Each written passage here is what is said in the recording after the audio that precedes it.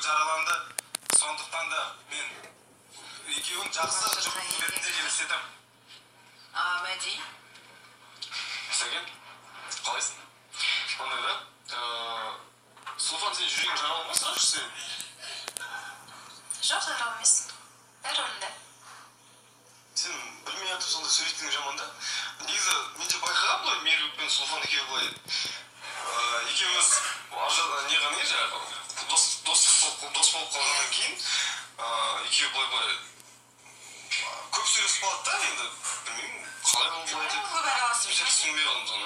Бірақ мына Сәкен сол баяғы өзінің стилінде ғой, андай дұрыс кей жерде дұрыс айтады, бірақ кішкене ойланбай айта салады да. Иә, айтарың бар ма, Меруерт? Мен қоса кетсем, мен Сұлтанмен Мадиге үміткер болып жүрген кезде, Мадимен жұп болып жүрген кезде, ол кезде де араласпамын. Дәл осындай ғой. Және Сәкенге айтарым, өсек жинамай, өз-өзінің жұмына жауап бер. Солай айтамын. Демек, осы сөздің бәрі жалған, және... Жалған емес, дегенде доспыз ғой енді біз. Тек қана доссыңдар. Қандай сезім жоқ? Жоқ. Байқа, қазір доспыз деп, ертең сосын жақсы көремін деп жүрме? Енді ол болашақта...